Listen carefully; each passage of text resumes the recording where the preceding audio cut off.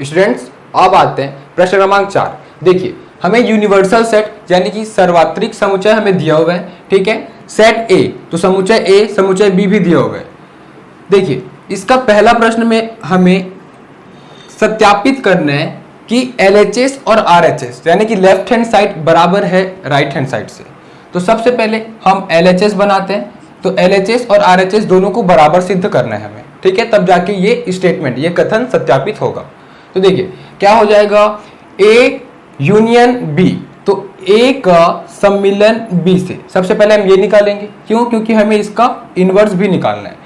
तो देखिए सबसे पहले हम इसके लिए क्या करेंगे, A यूनियन B निकालेंगे। तो A यूनियन B यानी कि सम्मिलन, तो A और B दोनों आ जाएगा एक साथ, तो A और B क्या हो जाएगा, A और B एक साथ आ जाएगा, तो 2 4 6 8 ये तो होगा। फिर B में 2 आ चुका है तो रिपीट नहीं करना है, 3 आ जाएगा, 5 और फिर 7, तो ये हो गया A यूनियन B सम्मिलन हो गया।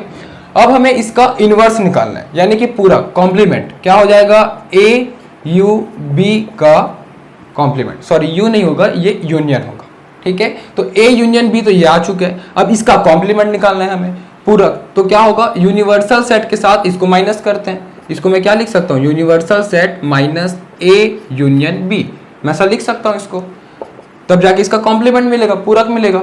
तो क्या होगा, देखिए जो जो कॉमन आ रहा है उसको सबसे पहले नहीं लिख रहे हैं, यही तो रहता है हमारा। तो 2 4 6 8, 2 4 6 8 ये हमें नहीं लिख रहे हैं, 3 5 7, तो 3 5 7, फिर बाकी कौन कौन सा बच गया, 1 और 9 है ना।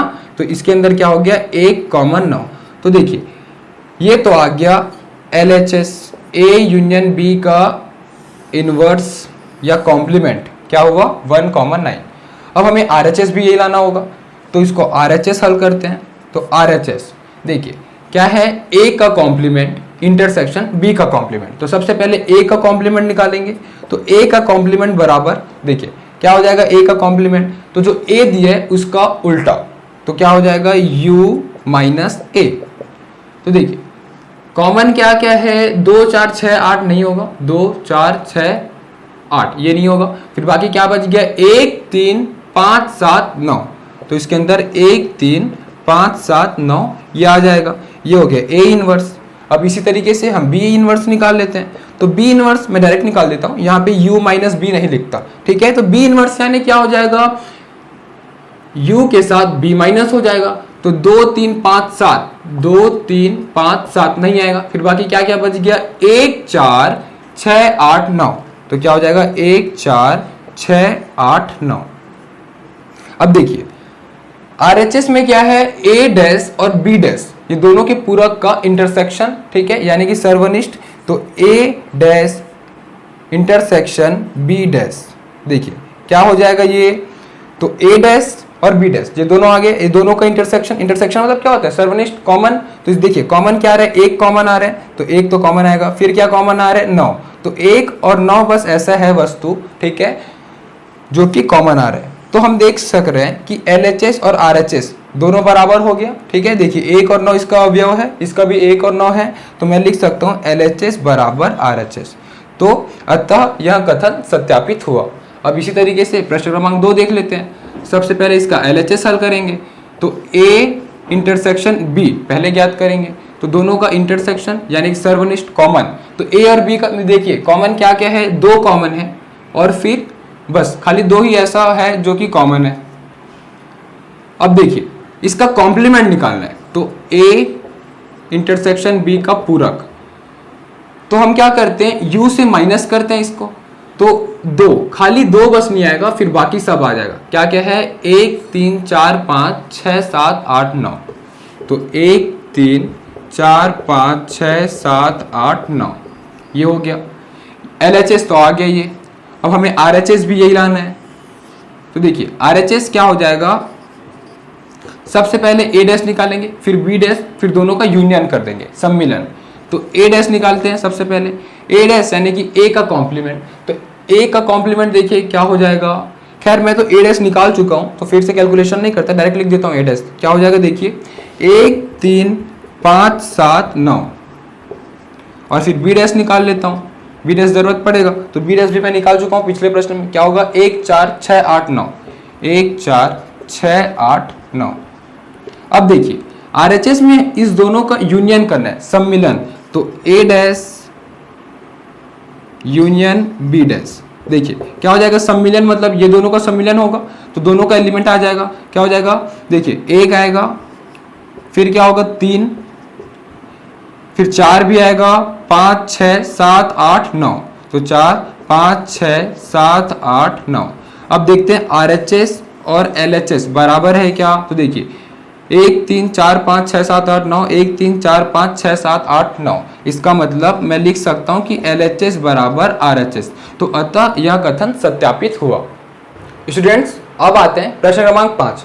देखिए ये हमें दिया गया है, इसका हमें वेन डायग्राम बनाना है, ठीक है, वेन आरेख इसका खींचना है। तो सबसे पहले क्या दिया है, A यूनियन B का कॉम्प्लीमेंट, ठीक है। तो क्या हो जाएगा, सबसे पहले यूनिवर्सल सेट यानी कि सर्वात्रिक समुच्चय, तो ये हो गया यूनिवर्सल सेट। अब इसके अंदर दो सेट है, सेट A और सेट B, जिसका यूनियन हुआ है यानी कि सम्मिलन, तो A और B, सपोज ये दो सेट है, ये सेट A सेट B, ये दोनों का यूनियन, तो दोनों का यूनियन क्या होगा यानी कि सम्मिलन, तो दोनों आएगा, तो A भी आएगा B भी आएगा और इसे कॉमन पार्ट भी आएगा, तो ये पूरा सेटिंग तो होगा। लेकिन इसका कॉम्प्लीमेंट बोले पूरक, तो क्या होगा, जितना शेडिंग होना था उसका उल्टा, तो ये ना शेड होके बाकी जो बचेगा वो शेड हो जाएगा, क्योंकि यहाँ पे कॉम्प्लीमेंट है। तो खाली अगर A यूनियन B होता तो क्या शेड होता, A B और ये कॉमन पार्ट, लेकिन जो कि यहाँ पे डैश है, ठीक है, इसका मतलब इसका कॉम्प्लीमेंट, तो यहां शेड ना होके बाकी जो जगह बच गया वो शेड हो जाएगा, ठीक है। तो ये यूनिवर्सल सेट का ये जो A B और दोनों का जो कॉमन पार्ट है वो छोड़ के इतना जो सेट कर रहा हूं वो हो जाएगा, तो इसको मैं बोल सकता हूं A यूनियन B का कॉम्प्लीमेंट, ठीक है, समझ में आया। अब देखते हैं दूसरा, A dash intersection B dash. तो सबसे पहले एक सर्वात्रिक समुच्चय यानी कि यूनिवर्सल सेट, सेट A और सेट B होगा, तो सेट A और सेट B, ठीक है, तो A और B। लेकिन हमें क्या बोला है, A डैश का A डैश यानी A का कॉम्प्लीमेंट, तो A का कॉम्प्लीमेंट देखिए क्या हो जाएगा। देखिए मैं बता रहा हूं कि A को इस तरीके से इस लाइन से डिनोट कर रहा हूं और B को वर्टिकल, ठीक है, B को वर्टिकल और A को हॉरिजॉन्टल। तो A डैश को सेट करना है, तो A डैश का सेटिंग क्या हो जाएगा, देखिए A डैश का सेटिंग, तो A का सेटिंग यहाँ पे होता, ठीक है, तो A डैश का सेटिंग क्या होगा, A मतलब ये A का पूरा बोला, तो A डैश का मतलब क्या हो जाएगा, A के बाहर जितना भी है वो पूरा, तो क्या हो जाएगा, मैं इसको इस तरह से सेट करता हूं, तो A को छोड़ के जितना भी पोर्शन बच गया यूनिवर्सल सेट में वो A डैश का हो जाएगा, तो B भी आएगा उसमें, ठीक है। तो ये पूरा पोर्शन हो गया A डैश का, ठीक है, समझ में आया। अब देखते हैं B डैश, तो B डैश को कैसे सेट करेंगे, हॉरिजॉन्टल लाइन से, तो B डैश यानी कि B के अलावा, तो B के अलावा क्या क्या हो जाएगा, देखिए अगर खाली B बोलता तो B गोला पूरा सेट होता, लेकिन जो कि B डैश है तो B के अलावा, तो ये A भी होगा, तो इसको मैं वर्टिकल लाइन से डिनोट कर देता हूं, तो देखिए B के अलावा, B जो गोला है सेट B के अलावा जितना भी सेट बचेगा वो इस तरह से सेट हो गया, ठीक है, ये पूरा सेट हो गया। अब हमें इस दोनों का इंटरसेक्शन यानी कि सर्वनिष्ठ कॉमन पार्ट को निकालना है। तो देखिए ये सब में कॉमन क्या आ रहा है वो हमको देखना होगा। तो देखिए ऐसा जगह जहां वर्टिकल लाइन भी हो और हॉरिजॉन्टल लाइन भी हो वो हो जाएगा कॉमन, क्योंकि दोनों के लिए है, ठीक है। तो देखिए यहाँ वर्टिकल भी है हॉरिजॉन्टल भी है, लेकिन अगर इस गोले में देखूं A में तो खाली वर्टिकल है, अगर इसमें देखूं तो खाली हॉरिजॉन्टल है, ठीक है। देखिए अगर आप लोग बनाएंगे तो ज्यादा अच्छे समझ में आएगा इसको, ठीक है। तो देखिए ये थोड़ा हौच पौच हो गया है, लेकिन देखिए यहाँ पे खाली वर्टिकल लाइन हुआ है, यहाँ पे खाली हॉरिजॉन्टल हुआ है, ठीक है, और कॉमन में तो आएगा ही नहीं। तो ये जो पूरा फील्ड है, ठीक है, कौन सा, ये पूरा फील्ड, इसको मैं सेट कर देता हूं, ये पूरा फील्ड जो सेट किया हूं ये हो जाएगा A dash intersection B dash.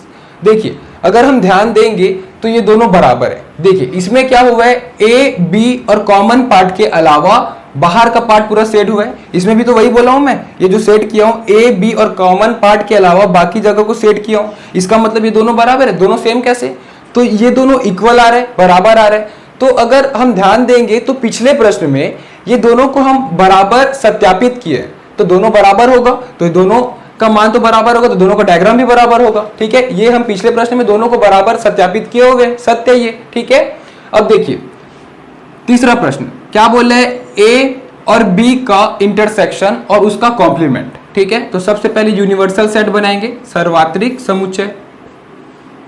अब देखिए ए और बी, तो सेट ए और सेट बी बन गया। ये दोनों का आपस में इंटरसेक्शन यानी कि सर्वनिष्ठ, दोनों में कॉमन, तो दोनों में कॉमन पार्ट क्या होगा, ये हो जाएगा दोनों में कॉमन पार्ट। ठीक है, तो अगर खाली इसका बोलता कि ए इंटरसेक्शन बी, तो हम किसको करते, ए और बी का इंटरसेक्शन यानी कॉमन पार्ट, इसको सेट करते। लेकिन इसको नहीं बोला गया, क्या बोला गया, उसका कॉम्प्लीमेंट, तो ये सेट होता इसके लिए। अब इसका कॉम्प्लीमेंट यानी कि ये सेट नहीं होगा, बाकी सब सेट हो जाएगा। ठीक है, तो खाली ये कॉमन पार्ट सेट नहीं होगा, फिर बाकी जो भी बचा वो सब सेट हो जाएगा। तो कॉमन पार्ट के अलावा जितना भी पार्ट है वो सब सेट हो जाएगा। ठीक है, तो ये हो गया ए इंटरसेक्शन बी का कॉम्प्लीमेंट। ठीक है, समझ में आया। अब देखिए चौथा, ए इनवर्स या A complement union B complement. तो सबसे पहले यूनिवर्सल सेट यानी कि सार्वत्रिक समुच्चय। अब ए डैश और बी डैश, तो ए और बी, देखिए ए डैश यानी कि ए के अलावा, तो फिर से इसमें वही करूंगा मैं, ए को हॉरिजॉन्टल, बी को वर्टिकल सेट करूंगा। ठीक है, तो ए डैश यानी कि ए, तो देखिए ए के लिए, सॉरी ए डैश बोल लेता हूं इसको, ए डैश बी डैश को सेट कर रहा हूं, ना कि ए और बी को। ठीक है, तो देखिए ए के लिए हॉरिजॉन्टल, तो ए डैश है ना, तो ए डैश हॉरिजॉन्टल, तो ए के अलावा जितना भी पार्ट है वो ए डैश हो जाता है। तो ए के गोला के अलावा जितना भी पार्ट है वो सब हॉरिजॉन्टल लाइन से सेट हो जाएगा। खाली ए के गोला में बस नहीं होना चाहिए वो। ठीक है, समझ में आ गया। अब देखते बी डैश यानी कि बी के गोला के अलावा जितना भी पार्ट है वो वर्टिकल सेट हो जाएगा। ठीक है, तो क्या हो जाएगा, ए भी आ जाएगा क्योंकि वो बी का पार्ट थोड़ी है।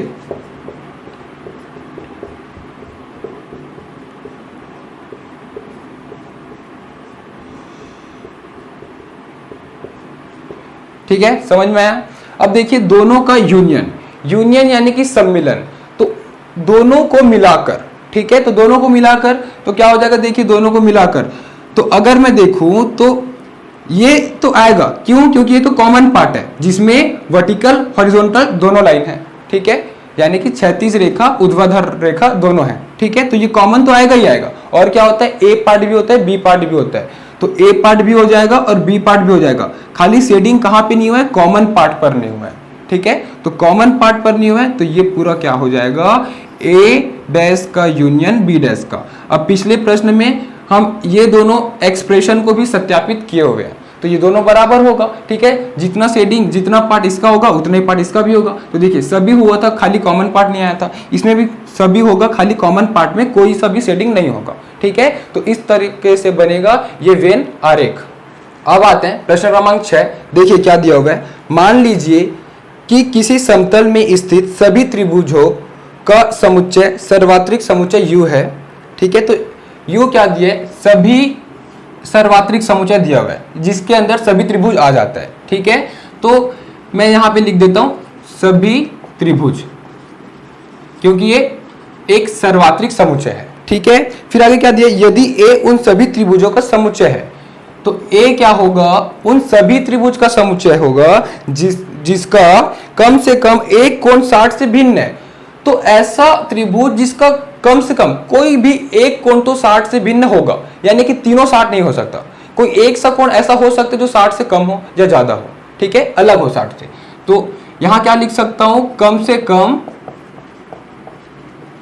एक कोण 60 से भिन्न, ये दिया गया है हमें। देखिए तो a डैश क्या है, तो a का कॉम्प्लीमेंट, a का पूरक हमें ज्ञात करना है। तो देखिए a का पूरक क्या हो जाएगा, हम समझते हैं सभी त्रिभुज के अंदर u में आ रहा है, ठीक है।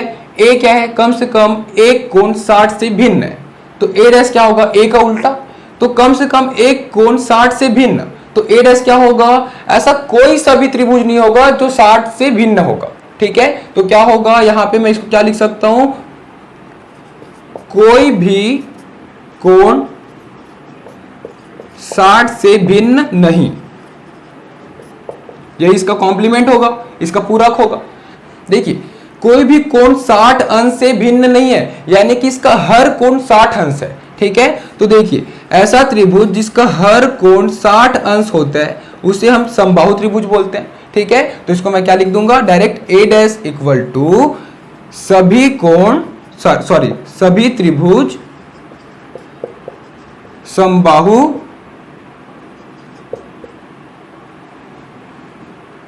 समबाहु त्रिभुज है, ठीक है। तो इस तरीके से a डैश आ गया। अब देखते हैं लास्ट प्रश्न, प्रश्न क्रमांक 7। देखिए क्या दिया हुआ है, निम्नलिखित कथनों को सत्य बनाने के लिए रिक्त स्थान को भरिए, ठीक है। इसको हमें सत्य बनाने के लिए रिक्त स्थान को भरना है। तो पहला क्या दिया है, a union a dash equal to क्या होगा। तो देखिए सबसे अच्छा तरीका है इस प्रश्न को समझने के लिए एक एग्जाम्पल ले लें, ठीक है। तो एक एग्जाम्पल लेते हैं अपन, जिसमें u का मान रखता हूं 1 2 3 4, ठीक है। इसके अंदर यानी कि यूनिवर्सल सेट हुआ, ठीक है, सार्वत्रिक समुच्चय, तो 1 2 3 4 है। अब सेट a मान लेता हूं, तो a सपोज मैं मान लेता हूं 1 और 2 है, ठीक है। तो a डैश क्या हो जाएगा वो भी देख लेते हैं। a डैश क्या हो जाएगा, 1 और 2 के अलावा क्या बचा, 3 और 4, ठीक है। समझ में आया, यही तीनों का काम है इसमें। तो पहला देखते हैं a यूनियन a डैश। तो a यूनियन a डैश मतलब क्या होगा, यूनियन मतलब कि दोनों आ जाएगा, a भी आ जाएगा a डैश भी आ जाएगा। तो देखिए a का एलिमेंट भी आ जाएगा, a डैश का भी एलिमेंट आ गया। अरे भैया नहीं बोलना था, तो a का एलिमेंट भी आ जाएगा, a डैश का भी एलिमेंट आ जाएगा। तो a का एलिमेंट और a डैश का एलिमेंट, तो 1 2 3 4 ये मिलकर क्या बना रहे हैं, 1 2 3 4 यूनिवर्सल सेट बना रहे हैं, ठीक है, सार्वत्रिक समुच्चय। तो इसका खाली स्थान में क्या हो जाएगा, u, ठीक है। समझ में आया। तो इस तरीके से एग्जांपल लेके हम बनाएंगे तो बहुत अच्छे समझ में आएगा। दूसरा देखते हैं, फाई डैश इंटरसेक्शन a के साथ, तो क्या होगा, फाई डैश मतलब क्या होगा, सबसे पहले वो समझते हैं। फाई मतलब क्या होता है, रिक्त समुच्चय, ठीक है, नल सेट, जिसके अंदर कोई अवयव होता ही नहीं है। अब कोई अवयव है ही नहीं और उसका कॉम्प्लीमेंट क्या होगा, सब अवयव होगा, ठीक है ना। कुछ नहीं है, उसका उल्टा क्या होगा, कि सभी होगा, और सभी किस में होता है, u में। तो इसका मतलब ये इनडायरेक्ट क्या दिया हुआ है, यूनिवर्सल सेट दिया हुआ है, ठीक है। तो फाई डैश का मतलब u होता है। अब क्या हो जाएगा, इसका इंटरसेक्शन a के साथ, तो इंटरसेक्शन में क्या होता है, कॉमन होता है। तो a और u का कॉमन देखूं तो क्या आएगा, 1 और 2, ठीक है। लेकिन ये क्या बन रहा है, इसको अगर मैं डायरेक्ट देखूं तो a ही तो आ रहा है, 1 और 2 बस आएगा, और वो a के बराबर है, तो ये हो जाएगा सेट a। तो ये हो जाएगा इसका आंसर, ठीक है। समझ में आया। अब देखते हैं तीसरा, देखिए क्या दिए, a इंटरसेक्शन a डैश, क्या हो जाएगा, a और a डैश का इंटरसेक्शन यानी कि कॉमन, सर्वनिष्ठ मतलब कॉमन। तो a और a डैश में कॉमन देखेंगे तो क्या आएगा, कॉमन 1 2 3 4, कुछ भी कॉमन नहीं है। कॉमन नहीं है मतलब आ जाएगा फाई, ठीक है, नल होगा, नल यानी कि रिक्त समुच्चय हो जाएगा। अब देखते हैं लास्ट, u डैश। तो u डैश यानी यूनिवर्सल सेट का डैश, और क्या दिया हुआ है, इंटरसेक्शन a के साथ। तो फिर देखिए क्या हो जाएगा, यूनिवर्सल सेट का डैश मतलब इनडायरेक्ट क्या होगा, देखिए यूनिवर्सल सेट मतलब कि सभी आएगा, और उसका डैश कॉम्प्लीमेंट क्या हो जाएगा, उसका पूरा कि कुछ भी नहीं आएगा। तो इसका मतलब ये इनडायरेक्टली फाई ही दिया हुआ है।